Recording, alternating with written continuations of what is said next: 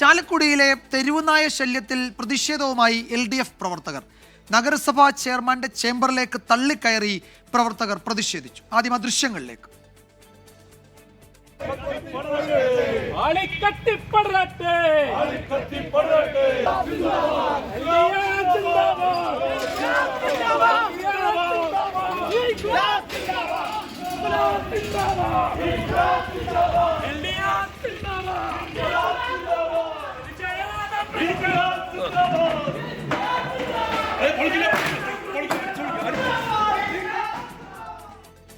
സുരേഷ് സജി വിവരങ്ങൾ നൽകും തൃശ്ശൂരിൽ നിന്നും. സൂരജ്, എന്താണ് അവിടുത്തെ പ്രതിഷേധത്തിന് കാരണം? കഴിഞ്ഞ ദിവസങ്ങളിൽ അവിടെ തെരുവുനായ ആക്രമണത്തിൽ നിരവധി പേർക്ക് പരിക്കേറ്റ വാർത്ത ഉൾപ്പെടെ നമ്മൾ നൽകിയിരുന്നു.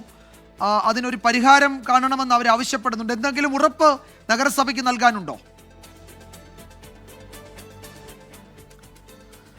വിജയകുമാർ, ഇന്നലെ മാത്രം കൂടപ്പുഴയിൽ ഇറങ്ങിയ തെരുവുനായ 12 പേരെയാണ് ആക്രമിച്ചത്. അതിലൊരു വീട്ടമ്മയുടെ കൈ പൂർണ്ണമായും ഈ നായയുടെ വായ്ക്കകത്ത് കുടുങ്ങിപ്പോയി. പിന്നീട് അവരുടെ മകനെത്തി നായയുടെ വായ 2 കൈ ഉപയോഗിച്ച് തുറന്നതിന് ശേഷമാണ് ഈ വീട്ടമ്മയുടെ കൈ പോലും പുറത്തെടുത്തത്.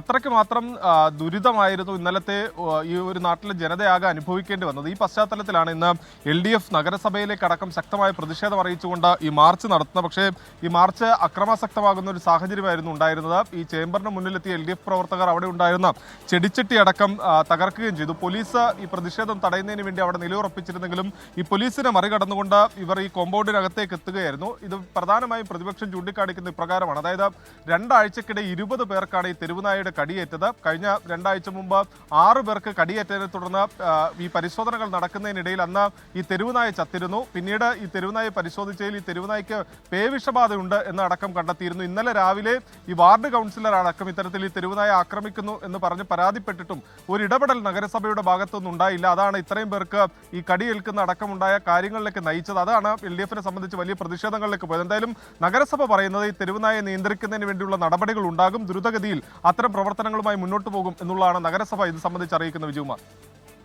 യെസ്, സുരേഷ് സജിയാണ് വിവരങ്ങൾ നൽകിയത് തൃശ്ശൂരിൽ നിന്ന്.